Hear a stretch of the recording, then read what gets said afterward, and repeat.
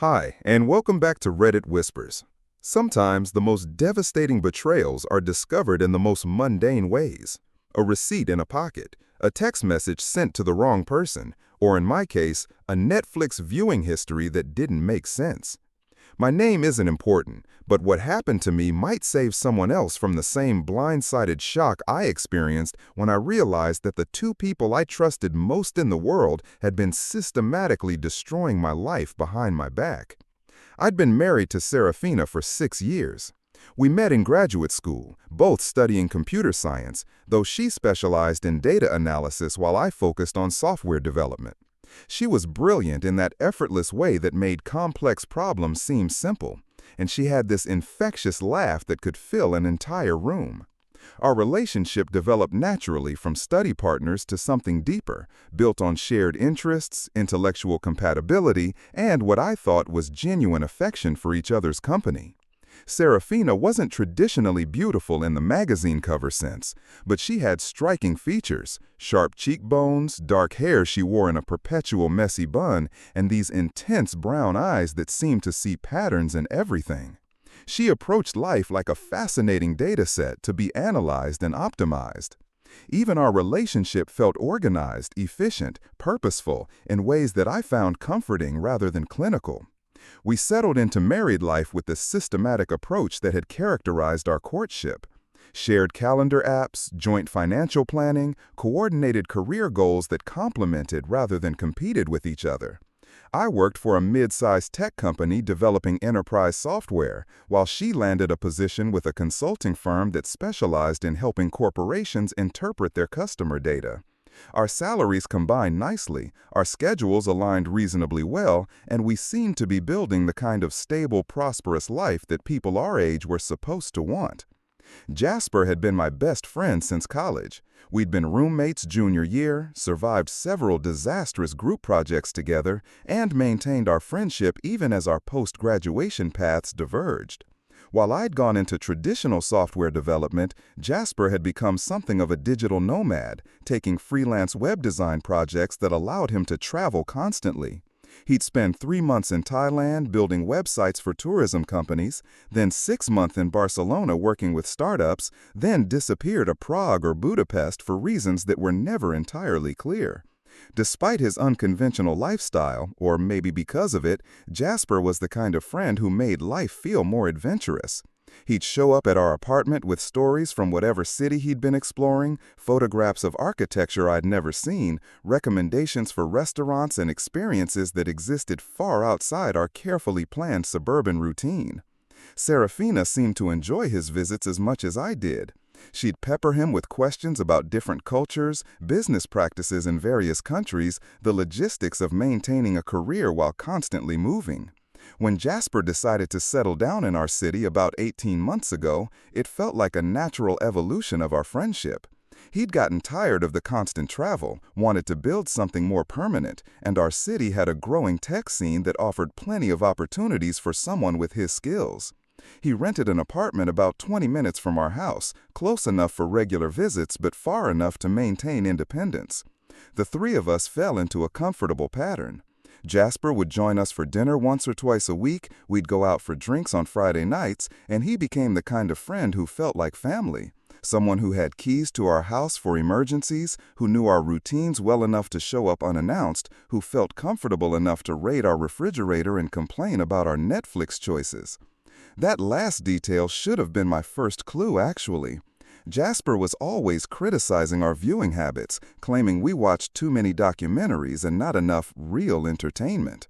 He'd scroll through our recommendations with exaggerated disgust, making fun of our algorithm for suggesting educational content and foreign films. Serafina would laugh at his commentary, sometimes agreeing that we probably needed to branch out, try different genres, be more adventurous in our entertainment choices. Our Netflix account was one of those family plans that allowed multiple users in simultaneous streaming. I had my profile, Serafina had hers, and we'd created a guest profile for when friends came over. The viewing history on each profile reflected our personalities pretty accurately. Mine was full of sci-fi series and technology documentaries, while Serafina's leaned toward crime procedurals and historical dramas. The guest profile accumulated random choices from various visitors, creating an eclectic mix that didn't really belong to anyone. I'm embarrassed to admit how long it took me to notice the anomaly. Looking back, the signs were there for months, but I was so absorbed in my own routine that I didn't pay attention to the patterns that should have been obvious. Serafina had always been a creature of habit when it came to entertainment. She'd find a series she liked and watch it methodically, episode by episode, usually while doing other things like responding to emails or organizing household tasks. Her viewing history reflected this systematic approach: complete seasons watched in chronological order, very little variety within short time periods. But sometime around last spring, her profile started showing different behavior. Random romantic comedies I'd never seen her express interest in. Foreign romance films with subtitles, which she'd always claimed gave her headaches. Most strangely, these movies were being watched during times when she wasn't home, or when I was certain she'd been working on other projects. The first time I noticed something odd was on a Tuesday evening in May. I'd gotten home from work around 6:30 to find Serafina in the kitchen preparing dinner, still wearing her work clothes, clearly having just arrived home herself. We ate together, watched an episode of a documentary series we'd been following, then went to bed at our usual time. The next morning, while looking for something to watch during breakfast, I noticed that her profile showed she'd watched a romantic drama called The Space Between Us the previous evening, at 8:45. This seemed impossible. At 8:45, we'd been sitting together on our couch, discussing the documentary we'd just finished. There was no second television in our house, she hadn't been using her laptop, and her phone was too small for comfortable movie watching. I assumed it was some kind of technical glitch. Maybe the timestamp was wrong, or maybe she'd started the movie days earlier and Netflix had recorded it incorrectly. But similar anomalies kept appearing. Movies watched on her profile during her work hours when I knew she was in back-to-back client meetings. Romantic series binged on weekends when she'd spent the entire day with me running errands and working in the garden. Most puzzling, her profile started showing activity during times when she was supposedly at her monthly book club meetings, a commitment she'd maintained religiously since before we were married. I mentioned the Netflix glitches to her casually a few times, suggesting maybe we needed to change our password or contact customer service about the incorrect viewing records. She'd glance at the screen, shrug, and offer vague explanations about maybe starting movies and forgetting about them, or watching things on her phone during lunch breaks that she'd forgotten about. Her responses were reasonable but somehow unsatisfying, like she was giving me answers that technically made sense without actually addressing what was bothering me. The pattern became impossible to ignore in early June. Serena had gone to visit her sister in Portland for a long weekend, something she did twice a year, a tradition that predated our marriage. She left Thursday evening and wasn't scheduled to return until Sunday night. Friday morning, I decided to catch up on a series we'd been watching together, only to discover that her profile showed she'd watched 3 episodes the previous night after her supposed bedtime in Portland. This was definitely not a technical error. Her sister lived in a small apartment with unreliable internet, and Serena always complained about the poor connectivity during her visits. More importantly, she'd called me Thursday night around 11 o'clock Portland time to say goodnight, mentioning that she and her sister were exhausted from catching up and were going straight to bed. According to Netflix, she'd been watching romantic comedies until nearly 2 in the morning. I started paying closer attention to the discrepancies. What I discovered was a pattern of deception that extended far beyond unusual viewing habits. The movies appearing on her profile weren't random selections. They were carefully curated romantic content, the kind of films people watch together when they're in the early stages of a relationship. Classic date night movies. Foreign films that suggested sophisticated taste. Independent romantic dramas that required attention and discussion. More disturbing was the timing. The mysterious viewing sessions coincided with periods when Serena claimed to be busy with work, family obligations, or social commitments that didn't include me. Her book club meetings, visits to her sister, evening client calls that required her to work from her home office with the door closed, all of these alibis now seem suspect when cross-referenced with her Netflix activity. I began documenting everything in a spreadsheet, approaching the problem with the same analytical methodology Serena might have used for one of her consulting projects. Date, time, content watched, Serena's claimed whereabouts, and my own location during each mysterious viewing session. The data revealed a pattern that was both consistent and damning. Someone was using her Netflix profile to watch romantic content during times when she was supposedly alone and unavailable. The obvious explanation was that someone else had access to her account. Either she was sharing her login information with someone, or she was physically present with someone who was choosing what they watched together. Given the romantic nature of the content and the secretive timing of these sessions, the implications were becoming increasingly clear and increasingly devastating. But I needed more evidence before confronting her. Netflix viewing history could be explained away as account sharing with a friend, technical glitches, or innocent explanations I hadn't considered. I needed to understand who was involved and what exactly was happening during these mysterious viewing sessions that were taking place under the cover of her perfectly reasonable alibis. The breakthrough came on a Wednesday evening in late June. Serena had announced that morning that she'd be working late, a client presentation that required her to stay at the office until at least 9 o'clock. This had become a regular occurrence over the past few months, these late work nights that conveniently coincided with my own evening activities like gym sessions or drinks with colleagues from work. That particular Wednesday, my evening plans had been canceled, so I came home early and decided to relax with some mindless television. When I logged into our Netflix account around 7:30, I could see that Serena's profile was active, currently watching something called Before Sunset, a romantic drama I was certain she'd never mentioned having any interest in. According to the account information, her profile was streaming from a device I didn't recognize, not her laptop, not her phone, and not either of the televisions in our house. The device was listed as Jasper's MacBook Pro. I stared at that information for several minutes, trying to process what it meant. Jasper had been to our house countless times, had used our Wi-Fi network frequently, but I'd never given him our Netflix password. More importantly, if Serena was supposedly working late at her office, why was her Netflix profile being used on Jasper's laptop at 7:30 on a Wednesday evening? The answer was obvious, but I spent the rest of that evening trying to convince myself there were innocent explanations. Maybe she'd logged into Netflix from his computer months ago and forgotten to log out. Maybe he was borrowing her account information to watch something, and the romantic movie was just a coincidence. Maybe there was some technical confusion about which device was actually streaming the content. But deep down, I knew what I was seeing.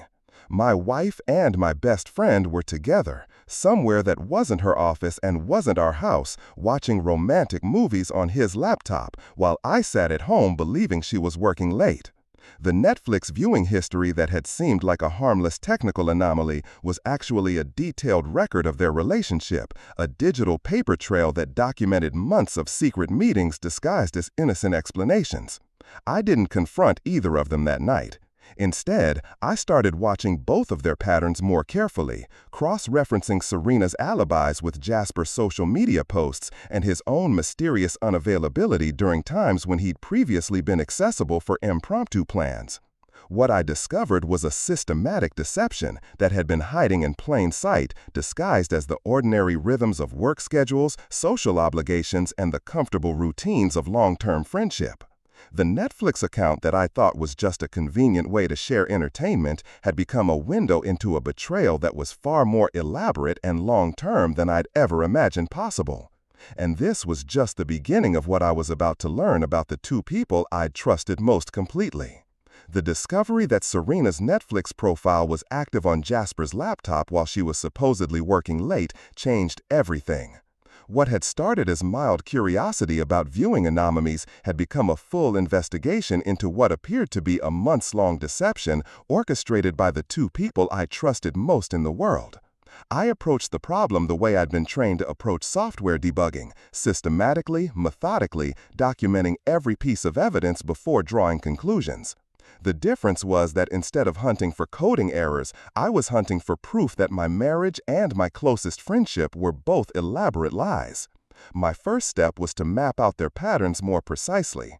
I created a detailed timeline going back 6 months, correlating Serena's claimed activities with the mysterious Netflix viewing sessions and cross-referencing both with Jasper's social media activity and his availability for our usual hangouts. What emerged was a pattern so consistent it was almost insulting in its predictability. Every Tuesday evening, Serena claimed to have book club meetings that ran late, usually until around 10 o'clock. During these same Tuesday evenings, her Netflix profile would show romantic movie activity, and Jasper would be mysteriously unavailable for calls or texts. His Instagram posts from Tuesday nights had become sparse over the past few months. Previously, he'd been an active social media user who documented his meals, his work setup, his evening activities with the enthusiasm of someone building a personal brand around his nomadic lifestyle. Thursday afternoons were another recurring pattern. Serena had client calls that required her to work from home, shutting herself in her office for what she described as sensitive video conferences that couldn't be interrupted. Meanwhile, her Netflix profile would show activity during these exact hours, and Jasper's location sharing, which he'd activated months ago so we could easily find each other when meeting up, would show him in our neighborhood rather than at his apartment across town. The weekend visits to her sister in Portland had become monthly rather than the twice-yearly tradition she'd maintained for years. Each of these trips coincided with periods when Jasper claimed to be out of town on work projects, though his social media posts suggested he was still local. More damning, the Netflix activity on her profile during these supposed Portland weekends was happening at times that made no sense geographically. Movies starting at what would have been midnight Portland time on nights when she'd called to say she was exhausted and going to bed early. Armed with this timeline, I began gathering additional evidence. I started paying attention to details I'd previously overlooked.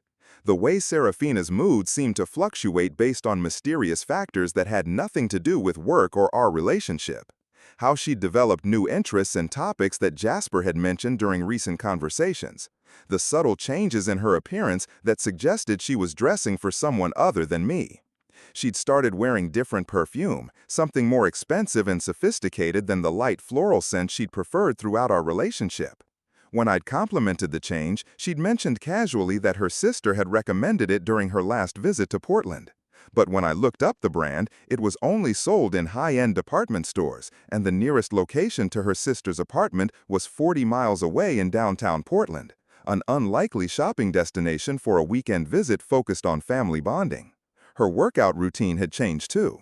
Serafina had never been particularly interested in fitness, preferring intellectual activities to physical ones. But suddenly she was going to yoga classes 3 times a week and talking about the importance of mindful movement and connecting with her body.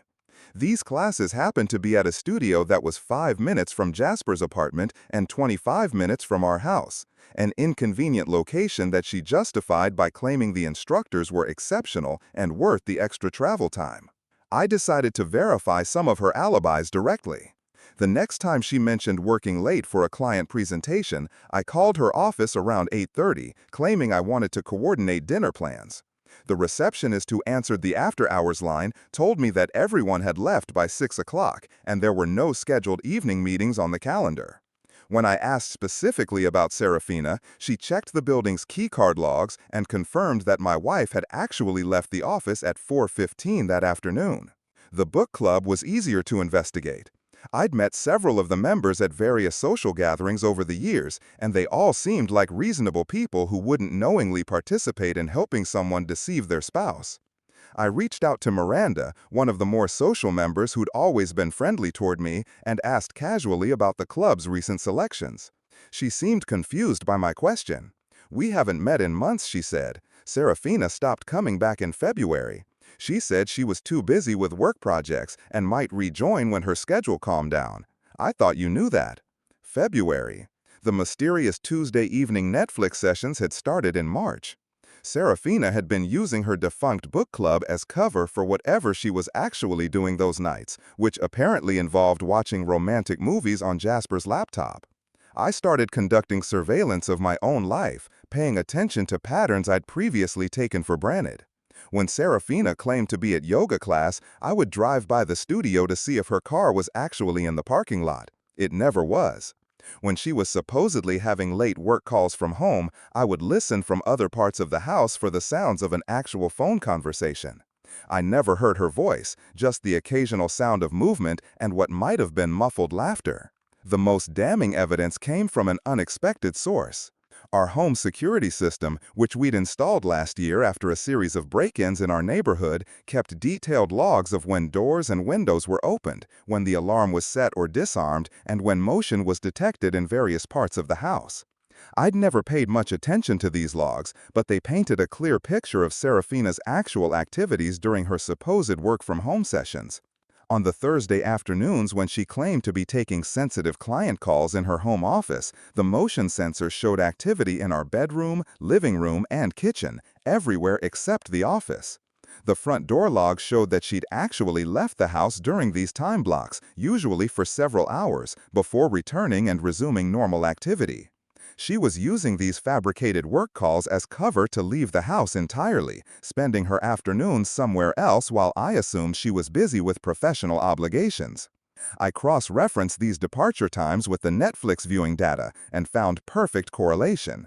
Every time the security log showed her leaving during a supposed work call, her Netflix profile would become active shortly afterward, streaming romantic content from Jasper's device. They weren't just having an affair, they were conducting it with methodical precision, using technology and fabricated schedules to create windows of time that officially didn't exist. The revelation that hit me hardest wasn't just the betrayal itself, but the elaborate planning it required. This wasn't a spontaneous attraction that had gotten out of hand. Someone had to coordinate schedules, create alibis, manage the logistics of conducting a secret relationship while maintaining the appearance of normal friendship and marriage. The level of deception required suggested that at least one of them, probably both, were natural liars who could construct and maintain complex false narratives without apparent difficulty. I began to question everything about our relationship dynamic. Had there been signs of attraction between them that I'd missed? Had I been naive about the nature of their interactions during Jasper's visits to our house? Looking back through the lens of this new information, I could reinterpret countless small moments that had seemed innocent at the time. Inside jokes I hadn't understood, conversations that stopped abruptly when I entered the room, the way they seemed to have developed their own communication style that didn't include me. More troubling was the realization that I'd been actively facilitating their relationship without knowing it. My trust in both of them had made me the perfect cover for their deception. When Jasper needed an alibi for why he couldn't meet up with other friends, he could claim he was spending time with us. When Serafina needed to explain her improved mood or new interests, she could attribute them to personal growth or work satisfaction. I'd been their unwitting accomplice, providing legitimacy to their lies simply by continuing to trust them. The psychological manipulation was almost more devastating than the physical betrayal. They hadn't just been sleeping together. They'd been actively managing my perceptions, feeding me information designed to keep me from discovering the truth while allowing them to continue their relationship undisturbed. Every conversation about Jasper's travel schedule, every discussion about Serafina's work commitments, every casual mention of their separate social activities had been carefully calibrated to maintain the fiction that they were still the same loyal friend and faithful wife I believed them to be. I started noticing how they behaved differently when all three of us were together now that I knew what to look for. There was a subtle energy between them, an awareness of each other that went beyond normal friendship. They were careful not to make physical contact, but they gravitated toward each other in ways that suggested magnetic attraction. Their conversations had layers of meaning that excluded me, references to shared experiences I hadn't been part of, an intimacy disguised as casual familiarity. The cruelest part was how normal they both seemed during these group interactions. Jasper would complain about his dating life, lamenting how difficult it was to find meaningful connections in a city where everyone seemed focused on superficial relationships. Serafina would offer sympathetic advice about putting himself out there, maybe trying different approaches to meeting people, being patient with the process of finding the right person. They could discuss his romantic struggles with straight faces while conducting their own secret romance literally under my nose. During one particularly surreal evening, I watched them perform this charade while knowing exactly what was happening between them. Jasper had come over for dinner and was describing a disastrous Tinder date he'd supposedly gone on the previous week. He painted a vivid picture of an incompatible woman who'd spent the entire evening talking about her ex-boyfriend, making him realize he was looking for someone more emotionally mature, someone who shared his interests and understood his values. "I think I'm ready for something real," he said, looking directly at Serafina while ostensibly addressing both of us. "Someone I can actually talk to, who gets my sense of humor, who I can imagine building something lasting with." Serafina nodded sympathetically, reaching across the table to pat his hand in what appeared to be a gesture of supportive friendship. "You deserve someone amazing," she said, "someone who appreciates everything you have to offer. She's out there. You just have to be patient." The exchange was masterfully performed, hitting all the notes of concerned friend offering relationship advice, while actually being a coded conversation between lovers discussing their own relationship in front of the husband who was being betrayed. I sat there eating the dinner my wife had prepared, listening to my best friend describe his search for lasting love with the woman who was already providing it to him in secret. That night, after Jasper left and Serafina went to bed, I sat in our living room and tried to process the full scope of what I'd discovered. This wasn't just an affair. It was a complete parallel relationship that had been constructed around the framework of our marriage and friendship. They had found ways to be together regularly, to develop emotional and physical intimacy, to plan for some kind of future together, all while maintaining the pretense that they were the same people I'd always known. The Netflix viewing history that had started this investigation was just the tip of the iceberg. Underneath was a systematic deception that had transformed my closest relationships into elaborate performances designed to conceal a reality I'd never suspected. The question now wasn't just what to do with this information. It was how to confront two people who'd proven themselves capable of maintaining such convincing lies that I'd lived inside their deception for months without suspecting anything was wrong. But before I could decide how to handle the confrontation, I needed to know more. I needed to understand how long this had been going on, how serious their relationship was, and what they were planning for the future. Because if they could lie this effectively about meeting for romantic movie nights, what else were they hiding? And if they were this invested in deceiving me, what did they ultimately plan to do with the life I thought we'd built together? The deeper I dug into their deception, the more I realized I was dealing with something far more sophisticated than a simple affair. This was a complete alternative reality that had been constructed parallel to my actual life, with its own rules, schedules, and shared experiences that I'd been systematically excluded from while being made to believe I was part of everything that mattered to both of them.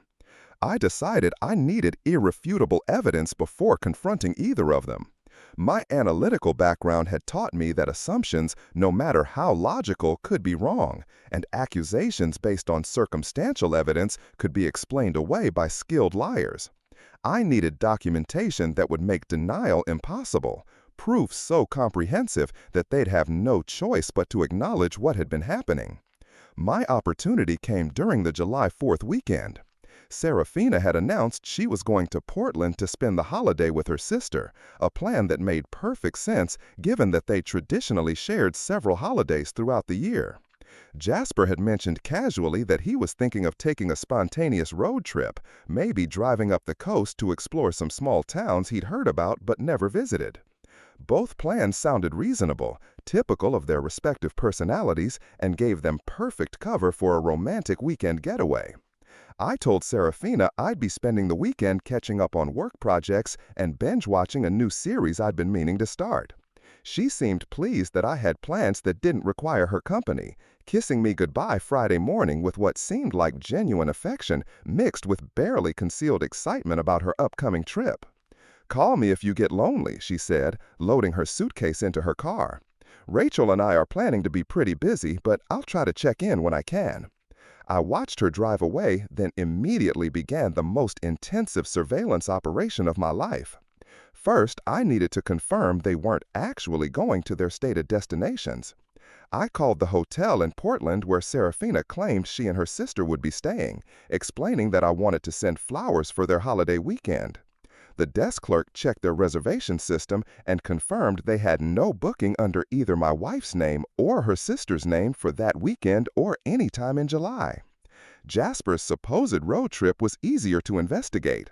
His social media had gone completely quiet, which was unusual for someone who typically documented his travels obsessively. More tellingly, his location sharing was turned off for the first time since he'd activated it months ago. People don't usually disable location services when they're taking solo road trips to explore new places. They turn them off when they don't want anyone to know where they actually are.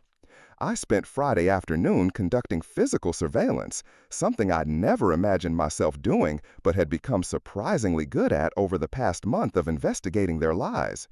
I positioned myself with a clear view of Jasper's apartment building and waited.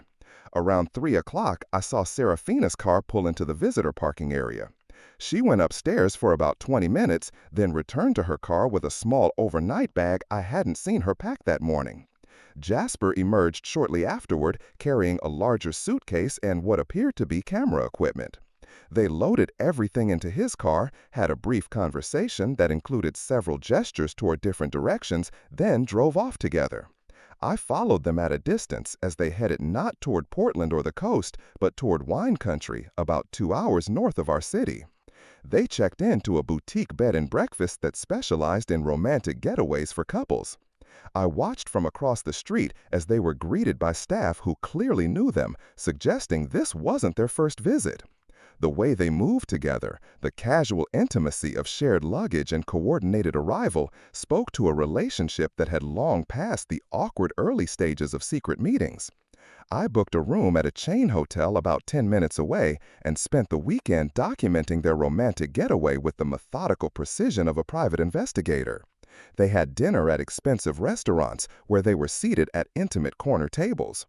They spent Saturday morning exploring local wineries, tasting vintages, and purchasing bottles with the enthusiasm of people building shared memories. Saturday afternoon, they visited art galleries and antique shops, moving through these spaces with the comfortable familiarity of an established couple. The most damning evidence came Saturday evening when I followed them to an outdoor concert at one of the wineries. They spread a blanket on the grass, shared a picnic they'd apparently prepared together, and spent the entire evening physically affectionate in ways that left no doubt about the nature of their relationship. Jasper had his arms around Serafina during most of the performance, and she was curled against him with the easy intimacy of lovers who no longer needed to hide from each other, at least not in this context, where no one knew them. I took photographs throughout the weekend, using a telephoto lens I'd rented specifically for this purpose. The images told a complete story. Two people deeply involved in a romantic relationship, completely comfortable with each other, sharing experiences that should have included the husband who'd been deliberately excluded from everything that was actually happening in his wife's life. But the photographs, damning as they were, weren't the most devastating evidence I collected that weekend. The real breakthrough came from something I discovered accidentally while reviewing the Netflix viewing data on Sunday evening.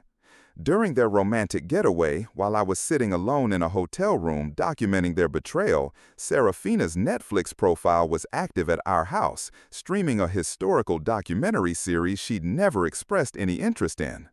This seemed impossible. She was obviously with Jasper at the bed and breakfast, not at home watching television.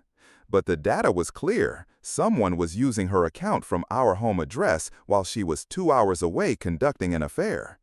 The obvious explanation was that someone else had access to our house and was using our Netflix account while we were both supposedly out of town. The security system logs confirmed my worst fears. Someone had disarmed the alarm system using Serafina's code Saturday afternoon and had spent several hours in our house before reactivating the system and leaving. I drove home immediately, arriving around midnight Sunday. Everything appeared normal. No signs of break-in, no missing items, nothing obviously disturbed. But when I checked the security footage from the cameras I'd installed in common areas, I discovered something that made me physically ill. The intruder was Marcus, Serafina's co-worker from her consulting firm. I recognized him from company parties and social gatherings, a tall, athletic man in his early 30s who'd always been friendly but not particularly memorable. According to the security footage, he'd let himself into our house Saturday afternoon using a key I hadn't known existed, made himself comfortable in our living room, and spent hours watching television and apparently going through our personal belongings. He'd looked through our photo albums, examined mail on our kitchen counter, even spent time in our bedroom doing things the camera angles couldn't fully capture, but that clearly involved a level of familiarity with our personal space that made my skin crawl. This wasn't random burglary. This was someone who felt entitled to explore the most private aspects of our life while the owners were away. The Netflix viewing history showed that Marcus had been using Serafina's profile to watch documentaries and dramas during several previous weekends when she'd claimed to be visiting her sister. He'd been treating our house like his personal entertainment center, apparently with Serafina's full knowledge and permission, while I remained completely oblivious to the violation of our home and privacy. But Marcus's unauthorized presence in our house revealed something even more disturbing than I'd initially realized. This wasn't just about Serafina having an affair with Jasper, it was about an entire network of deception that involved multiple people who were all lying to me about fundamental aspects of my own life. I spent Sunday night and most of Monday going through every piece of evidence I'd collected, organizing it into a comprehensive timeline that revealed the full scope of what had been happening. The Netflix data, security footage, photographs from the romantic weekend, phone records, credit card statements, and testimony from people who'd unknowingly contradicted Serafina's alibis all painted the same picture. My wife was conducting multiple deceptive relationships while using me as cover for activities I'd never suspected. The affair with Jasper was clearly the primary relationship. They were emotionally and physically involved, planning romantic getaways, building something that looked like a real partnership. But Marcus's access to our house suggested either a secondary romantic involvement or some other kind of conspiracy that I didn't yet understand. The key he'd used to enter our home had to come from Serafina, which meant she'd given at least 2 different men access to intimate aspects of our life while keeping me completely in the dark about both relationships. Tuesday afternoon, I made copies of everything: the photographs, security footage, Netflix viewing logs, timeline documentation, and witness statements from people who'd unknowingly helped me verify that Serafina's alibis were fabricated. I stored everything in multiple locations and sent copies to an email account Serafina didn't know about, ensuring that the evidence would survive any attempts to destroy or manipulate it. I also consulted with a divorce attorney, not because I definitely decided to end our marriage, but because I needed to understand my legal options and protect my financial interests if the confrontation led to separation. Margaret Patel was a sharp woman in her 40s who specialized in cases involving infidelity and complex deception. She reviewed my evidence with professional detachment and confirmed that I had more than enough documentation to support any legal action I might choose to pursue. "This is unusually comprehensive evidence," she said, flipping through the photographs and security footage. "Most people discover affairs through much more obvious signs. This level of systematic deception suggests someone with sophisticated understanding of how to maintain multiple deceptive relationships simultaneously."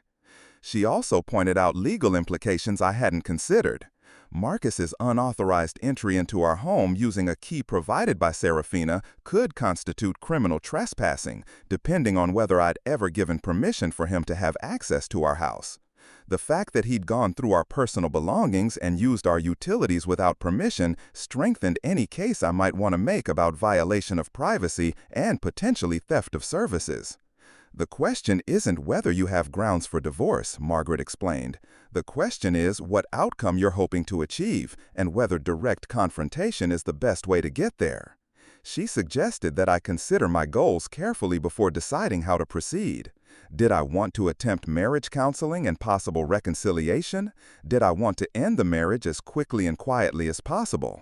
Did I want to expose the deception to mutual friends and family members who might not know what kind of people they were actually dealing with? Each goal would require different strategic approaches to the eventual confrontation. That evening, Serafina returned from her supposed trip to Portland full of stories about her wonderful weekend with her sister and the meaningful conversations they'd had about family, relationships, and future plans. She showed me photographs on her phone, images of Portland restaurants and tourist attractions that could have been taken during any previous visit or downloaded from the internet. She seemed relaxed, happy, more affectionate than she'd been in months. "I missed you," she said, kissing me with apparent sincerity. "Rachel and I talked a lot about relationships, and it made me realize how lucky I am to have someone as stable and trustworthy as you. I sometimes take for granted what we have together." The irony was so profound it was almost funny. She was praising my trustworthiness while having just spent the weekend conducting an affair, using my trust as a weapon against me, exploiting my faith in her character to facilitate deception that had involved multiple people violating our home and our relationship. I smiled and told her I'd missed her too, that I was glad she'd had a good time with her sister, that I looked forward to hearing more about their conversations. I was becoming complicit in her lies, playing my assigned role in the elaborate theater she'd constructed, while knowing exactly what had really happened and planning my response to months of systematic betrayal. But I wasn't ready to confront her yet. I wanted to understand the full scope of what I was dealing with, to know whether there were other people involved in deceiving me, to determine whether this pattern of deception extended beyond romantic relationships into other areas of our life together. The evidence I'd gathered was comprehensive, but I suspected it was still incomplete. The Netflix viewing history that had started my investigation had revealed a level of deception I'd never imagined possible from people I'd trusted completely. But if they could lie this elaborately about something as simple as weekend plans, what else were they capable of? And if multiple people were involved in deceiving me, how many others knew the truth about my marriage while I remained oblivious to the reality of my own life? Before I confronted anyone, I needed to know everything. And I was beginning to suspect that everything was going to be worse than I'd already discovered. The week after discovering Marcus's unauthorized access to our house was the strangest of my life. I went through the motions of normal routine, work, dinner conversations, weekend plans, while carrying the weight of knowledge that transformed every interaction into performance art. Serafina seemed happier than she'd been in months, more affectionate and present, as if her romantic weekend with Jasper had energized her enough to invest more fully in our marriage as well. "I've been thinking about us," she said over dinner Wednesday night, reaching across the table to touch my hand. "I know I've been distracted lately with work stress and family obligations, but I want us to plan something special together. Maybe a vacation this fall, just the two of us, somewhere we can reconnect and remember why we work so well together." The suggestion was both touching and infuriating. She wanted to plan our romantic getaway while actively conducting multiple deceptive relationships that had turned our marriage into elaborate camouflage for activities I wasn't supposed to know about. The fact that she could discuss our future with apparent sincerity while systematically betraying everything we'd built together revealed a capacity for compartmentalization that I found both impressive and terrifying. I agreed that a vacation sounded wonderful, that we should start researching destinations, that reconnecting was exactly what our relationship needed. I was becoming frighteningly good at this performance, at maintaining the pretense of normalcy while gathering intelligence about the people who'd made me a stranger in my own life. Thursday evening provided the opportunity I'd been waiting for. Serafina announced she had a late client call that would require privacy, her usual excuse for the meetings that actually involved watching romantic movies with Jasper. I told her I'd planned to grab drinks with some colleagues after work, giving her the impression that I'd be out of the house during her fabricated professional obligation. Instead, I positioned myself with a clear view of our neighborhood and waited. Sure enough, around 7:30, Jasper's car appeared and pulled into our driveway. Serafina emerged from the house immediately, clearly having been watching for his arrival. They embraced briefly, carefully, as if mindful that neighbors might be observing, before getting into his car and driving away together. I followed them to a restaurant I recognized from our joint credit card statements, one of those intimate bistros with dim lighting and tables positioned for private conversation. Through the large front windows, I could see them seated across from each other, engaged in what appeared to be a serious discussion. Their body language suggested they were planning something, making decisions that required careful consideration and mutual agreement. After dinner, they drove to Jasper's apartment building. I waited across the street, watching the lights in his windows, trying to decide whether I was ready to confront them or needed more information first. The decision was made for me when I noticed another familiar car pulling into the building's parking garage, Marcus's distinctive blue sedan. This changed everything. Whatever was happening in Jasper's apartment involved all three of them, and the implications were far more complex than a simple affair. I needed to understand what kind of meeting required the presence of my wife, my best friend, and the coworker who'd been secretly accessing our house during our absence.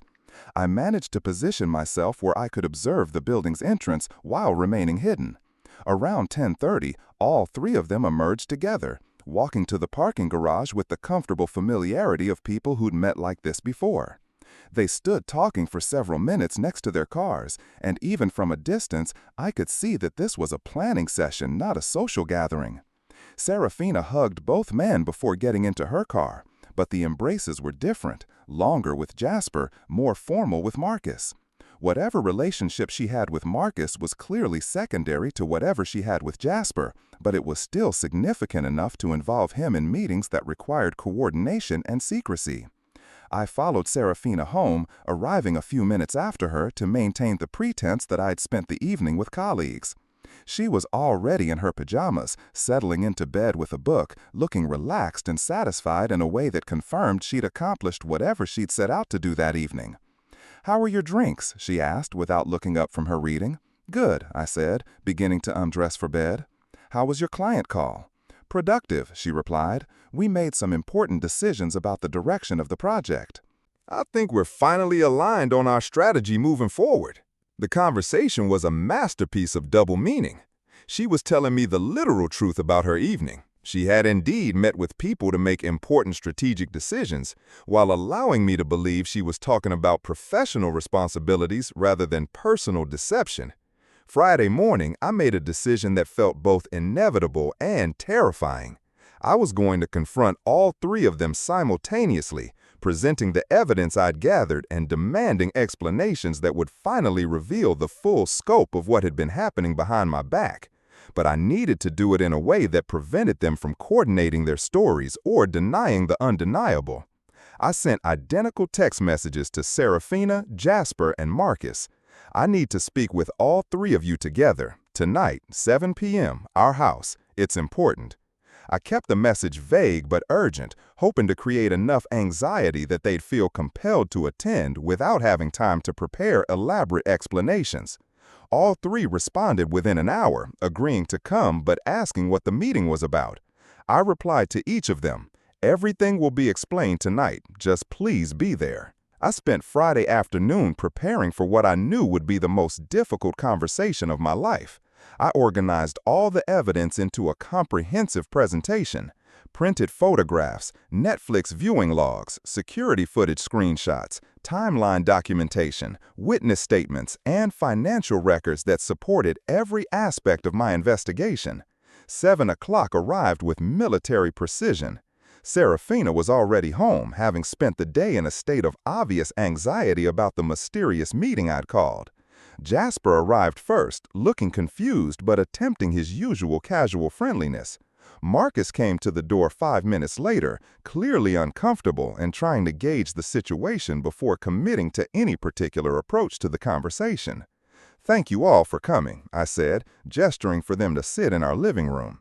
"I've learned some things recently that I need to discuss with all of you together." I could see them exchanging glances, trying to communicate without speaking, attempting to coordinate their responses to whatever was coming.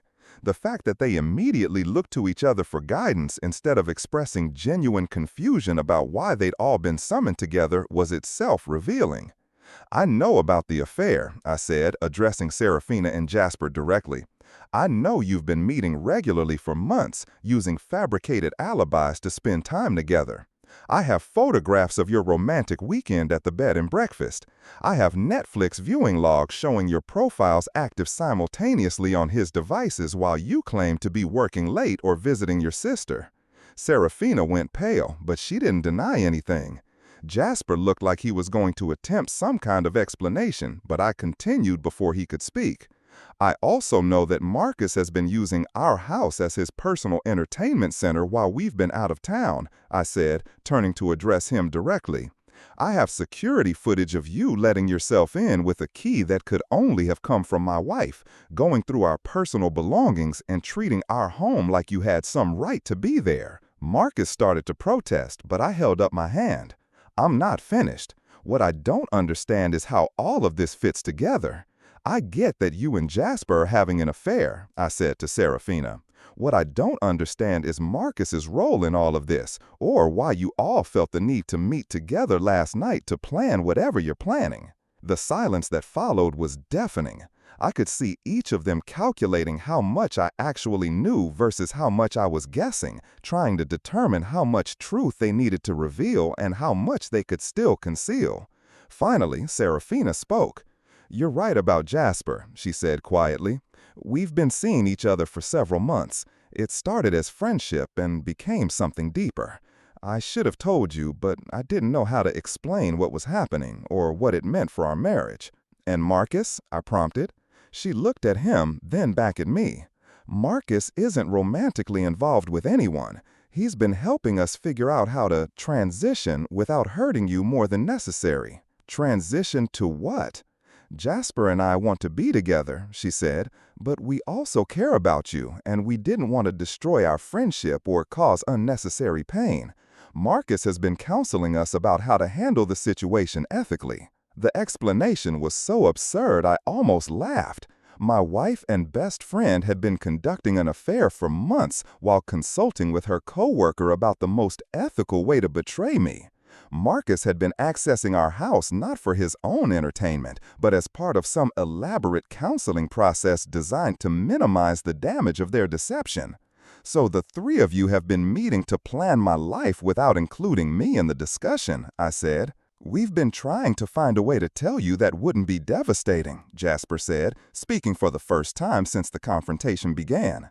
"We never meant for this to happen, but once it did, we wanted to handle it responsibly." "By lying to me for months while you figured out what you wanted? By trying to understand what we were feeling and what it meant before potentially destroying everything on the basis of something that might have been temporary," Serafina said. The logic was twisted but not entirely unreasonable.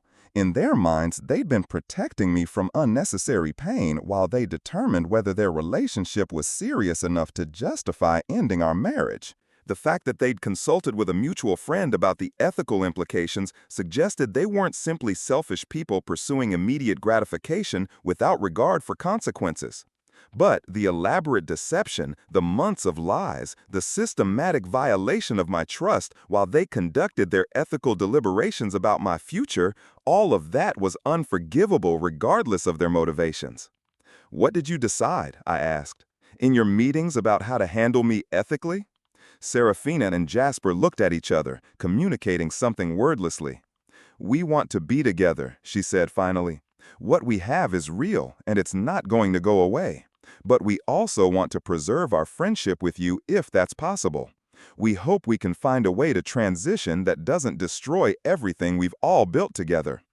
"You want me to remain friends with both of you while you're married to each other?" "We want to be honest about what's happening and see if there's a path forward that works for everyone," Jasper said. I looked at the three of them, my cheating wife, my backstabbing best friend, and the coworker who'd been secretly counseling them about how to manage my emotions while I remained oblivious to the entire conspiracy.